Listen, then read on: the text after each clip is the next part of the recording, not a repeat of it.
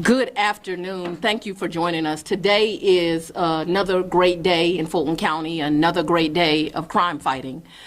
We are here today to just let the public know that we are continuing our mission to target gangs, as we believe it is our #1 public safety deterrent crisis that we're in. I have to acknowledge the two men that are before me before I even start. This is the great Detective Needham and the great Detective Davidson from Sandy Springs Police Department. This was a collaboration, but you always have to acknowledge those that are on the front line working really hard to get things done. And these two gentlemen have done just an excellent job. What today's indictment is about is the Drug Rich Gang, which is a hybrid gang, and it started back in 2016. That's how far we can document this gang existing. We know that it is a gang that primarily actually exists out of DeKalb County, the Stone Mountain and the Tucker area. But as we know, crime and criminals have no boundaries, and they found their way into my county, Fulton County. I have a message today that you will hear repeated time and time again. If you thought Fulton was a good county to bring your crime to bring your violence to, you are wrong, and you are going to suffer consequences. And today is the start of some of those consequences. This gang, as I mentioned, is a hybrid gang. It does include members of the Gangster Disciples, the Crips, and the Bloods. We know that here in Atlanta, Georgia, that hybrid gangs are something that we regularly see. We know that this gang does have some identifiers that connects it together. They use things like prescription bottles and money symbols, and this is in their jewelry and their tattoos, and we see that present here. We have identifiers identifying this gang. But that's not the problem, that people collected together or they decided to use symbols. It's what they did once they joined together.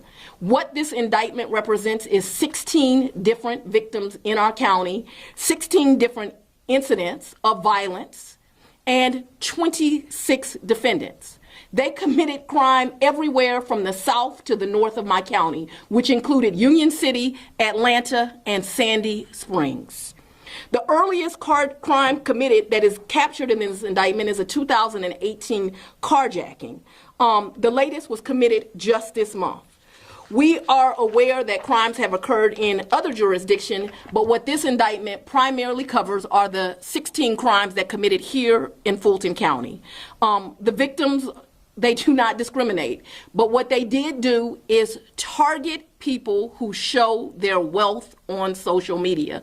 So I do have a message for the public. Where it is kind of fun to put your things on social media and show off, unfortunately, these gangs are becoming more savvy, more sophisticated in the way that they target you. And this is a way that we know that they targeted these individuals. And it's because of these great detectives' work where they were able to show that they were following these individuals and using it to their advantage. Some of the celebrity victims included Calvin Ridley, who is a loved member of our Falcons, Brad Guzan, who is a loved member of the Atlanta United team, Marlo Hampton, who is on the Real Housewives of Atlanta, and Brittany Mealy, who is the mother of Future's child.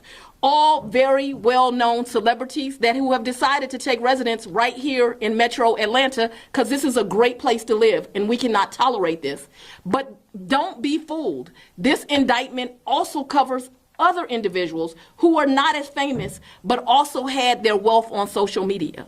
Lots of social media influencers. The incidences that are in here is, thank God we don't have a murder, but we have kidnapping, we have armed robberies, we have shootings, and we have home invasions. Very violent crimes, things that cannot be allowed in our county, and all done, again, at the hands of crime, at the hands of gangs. What I want the public to see today is a collaboration of law enforcement, because as they have gotten more savvy, so have we. And so what you have is a collaboration of the Atlanta Police Department, the Union City Police Department, the United States Attorney's Office is here today, the Fulton County Sheriff, the Marshals, and the Fulton County District Attorney's Office. We are working together. We are working collaboratively, and we have a message, and that is get out of this county or expect to start seeing sentences that go life plus. Because I am not going to negotiate with gang members. I am not going to allow pleas. We are going to find you. We are going to convict you, and we're going to send you to the prison for the rest of your days, and I'm not apologizing for that. Any questions? Yes, ma'am. So, George Cheating, Rolling Stone. As it happens, I live in the part of DeKalb County that drug rich sort of covers. I live in Pine Lake.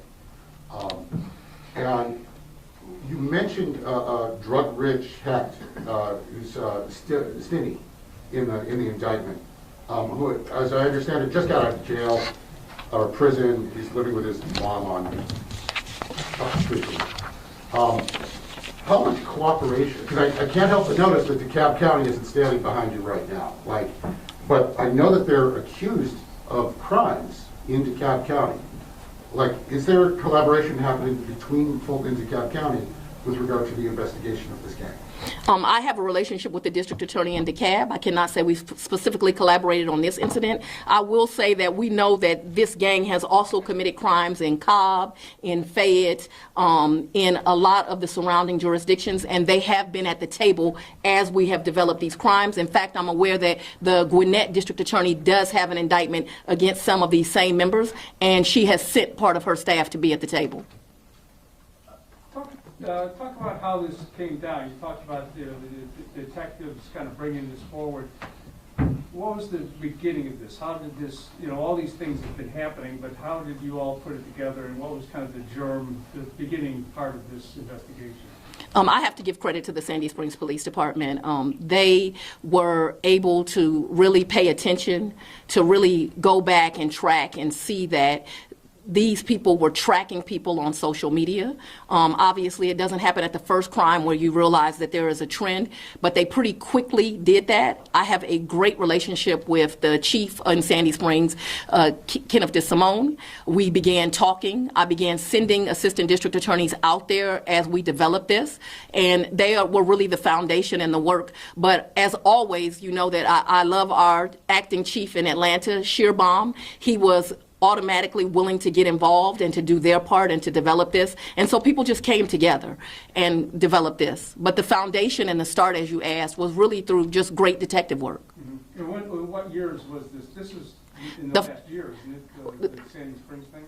Yes, but we do have crimes going back in this indictment to 2018, because once that research was done, we saw that there were crimes going back to 2018. We also have this gang documented going as far back as 2016. As George Cheaty just pointed out, this is a gang that primarily operates in DeKalb, and so I can honestly tell you, when they first brought this to me, I said, this is not one that I'm familiar with. We don't hear about them a lot. And then we began to realize that's because most of the work they had put in, and I use work in the slang term, most of the crime that they were doing was out of DeKalb County, but they decided to cross the county lines, and that's going to be detrimental to them. So the indictment mentions lyrics from a couple of videos. It does. And we're going through the lyrics.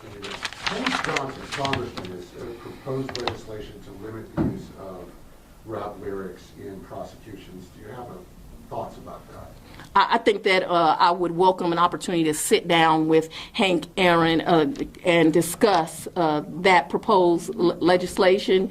I don't think that it will be successful. I think if you decide to admit your crimes over a beat, I'm going to use it. And you've used that before with previous gang member arrests. What are your specific responses to the criticism that you're specifically targeting Atlanta's hip-hop community through these lyrics? I'm not targeting anyone, but however, you do not get to commit crimes in my county and then decide to brag on it, which you do that for a form of intimidation and to further the gang and not be held responsible. One of the lyrics used in this indictment, just one of the lyrics, is me and my crew striking out, striking in all black. Send me the drop, we'll kick in the house. If we steal a car, we're going to take off the tag. Well, they kick it indoors, committing home invasions, and now I'm using those lyrics that they're admitting to doing that. I'm going to continue to do that. People can continue to be angry about it. I have some legal advice. Don't confess to crimes on rap lyrics if you do not want them used, or at least get out of my county. Two quick questions. The first one related to this indictment. It sounds like when it comes to the investigation, not that the days of people being followed home from a restaurant or something like that aren't still happening, but sounds like it's as simple as somebody posts, hey, I got this new chain, I got this new car, and these guys are just sitting back, scroll. Can you kind of just take us through that process? I have a very good example of that. Marlo Hampton is a star on Atlanta Housewives. That's a show. It's Atlanta, so I like it and I watch it, and I'm a fan of hers. One of the things she does, though, is at one point she has the news media in her home. And during that interview, she shows you how to enter the house, where things are within her closet. She then becomes a victim. That's not wise to do.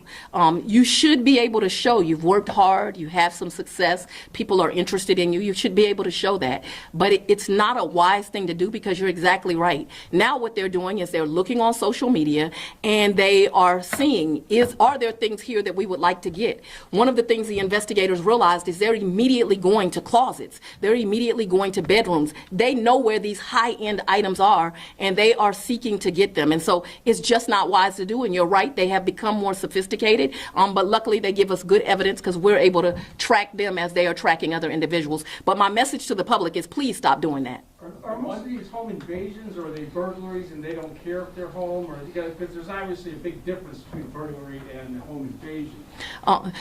They're actually both. Sometimes the victim, like Mariah Carey, was not home at the time, right? So it becomes a burglary. In other times, unfortunately, the victims are home and they don't mind using violence once they enter the home and you're present. So sometimes they are just burglaries, sometimes they are home invasions. Either way, people's dwellings, their homes, where you feel safe is violated and things are taken. But unfortunately, in some occasions, people are targeted and really harmed. In one of these cases, we had a 16-year-old child in the shower, and she was taken downstairs by force. You know, an incident as a mom, I cannot imagine having to have gone through and suffered. Yes, sir. We have the YSL RICO indictment earlier this year. Now we have this RICO indictment today that you're presenting today. Would you say that's how you plan to target gangs here in Fulton County, using that RICO statute and keep doing more and more indictments like that? Where appropriate, that's what I'll use. Real quick, one more question. So you brought up YSL. There's been a lot of developments recently in that. I'm hoping you could address the witness intimidation, where we kind of stand with this. And also, I've just had some conversations, with former and current detectives who believe that this is going to cause some type of chilling effect when you're going to start seeing discovery leaked on Instagram. People aren't going to be, cooperating anymore with the investigation. So I guess, first off, where are we with Young Thug's case, and then if you have any reaction to that chilling effect? I agree with detectives. If this information is listed on social media, it will have chilling effects. We are taking precautions to make sure that that does not happen, that people are protected when they cooperate with the law enforcement and the police, because citizens cooperating is a big part of ridding this from our community. It is the largest part.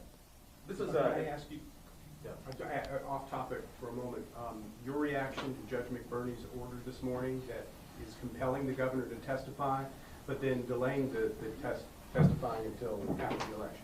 I think it's appropriate for witnesses that have information in that investigation to testify. Today, we are seeing the sentencing in the murder case for Kennedy Maxey. Another 7-year-old was shot over the weekend. How can you ensure parents, the public, that kids are safe in the city of Atlanta and the Fulton County? Both of those cases are the same in that they take away our most precious commodity, our children.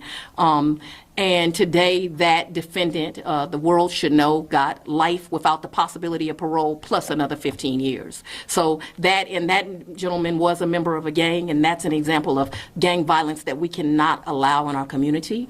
There is a distinction in this case that happened over the weekend, although it is equally tragic. It is an incident of domestic violence, something that we know is really just people don't seem to be able to get along in relationships, and we have too many guns in the wrong hands and too much freedom to get guns. But this is a harsh reality. If you are in a domestic situation and there is a gun present, you and everyone around you is in more danger, and it is very difficult for the law enforcement to be anything but a reactor to that. We have got to have legislation that does not allow domestic violence abusers to have guns around them, and I think we have to have some serious conversations about something is not popular. Everybody doesn't need a gun. I have come to the public many, many times and said, stop leaving your guns in your cars, because they are breaking into cars, taking your guns and using them from the wrong things. And we are suffering as a community this morning. It broke my heart to watch. Here I get a huge success last week. Kennedy Maxey's killer held responsible. And this morning I wake up to another precious life stolen. District Attorney. Killed, you said that it was gang related. Which gang? I'm sorry. You said that the shooting of the child, there was a gang involved with it. Which? I know you're aware of that. That gentleman had gang ties to Virginia on down. He was here. They say I'm picking on the rap community. He was here to be an aspiring rapper. District Attorney, back to the special grand jury. You gave us some guidance back in the summer about how long this will go. What do you believe now in terms of how much longer you expect the grand jury? It isn't paneled till May, but what is your expectation of how many more subpoenas you'll send out, how many more people you expect to come in before this wraps up? I think we're about 60% through of all of the people that we need to be brought up. I'm pleased with the pace that we're going. There can't be any predictions, as you know. Many people are unsuccessfully fighting our subpoenas. We will continue to fight to make sure that the grand jury and the public gets the truth. And I am very hopeful that by the end of this year, I'll be able to send the grand jury on their way. Of the 26 people in this indictment, how many are in custody? Oh, I had that exact number. I think it's about 18 of them are in custody right now. I know we have 5 that are in the wind. Okay. And are the 18 in Fulton or elsewhere? Various places. Yes. District Attorney, was there ever a moment in the Trump investigation where you anticipated that the special grand jury might complete its task before the election and would have approved the idea of issuing the advisory report beforehand, or did you always kind of know we're going to wait until after? No, I knew we were going to wait till after. I've been very specific and determined to get rid of that accusation that this is just some political stunt and we were trying to impact the election. As you may recall, I did not call the first witnesses until we were after those primaries, and I made it very well known to the judge who's over this, as well as my team, that I would not do anything until after the election. So they'll have to accuse me of something else. They can get rid of that one. This is your 4th or 5th RICO, I guess, since you've been the DA. Just talk about the strength of of this tactic and why you go this way. Well, I have to go back to the great work of Detective Needham and Detective Davidson in this matter. I'm a fan of RICO. I've told people that. And the reason that I am a fan of RICO is I think jurors are very, very intelligent. I think that some people don't want to do jury service, but once they get there, we really find that there are good citizens there. They're very smart. They pay attention. They take these matters serious. But they want to know the whole story. They want to know what happened. They want to make an accurate decision about someone's life. And so RICO is a tool that allows a prosecutor's office and law enforcement to tell the whole story. And so we use it as a tool so that they can have all the information they need to make a wise decision. So it's a tool I continue to use. I'm very happy the Atlanta Police Department allow us to come down and do gang training and talk about RICO. And that was the great cooperation of the Atlanta police chief that stands behind me, Shearbaum, as well as the mayor allowing that. And so it's a tool we'll use. Sandy Springs has brought in, Atlanta has brought in. In fact, all of the chiefs. We know that this is a good tool, and it's a tool we continue to use. Since there's so many agencies, is this investigation going to expand to other counties and trade information on this? We will absolutely be cooperative with other counties, but I am the district attorney only of Fulton County, and so what I'm concerned about is crime that occurs in Fulton County. Do you think we've seen a lot of delays from people not wanting to testify, and even some people who originally were willing to testify now filing to delay? Do you think this is part of a general tactic to push it as far past the election as possible by certain people? You're an excellent reporter, but with that, I'm going to end this press conference. Thank y'all for coming.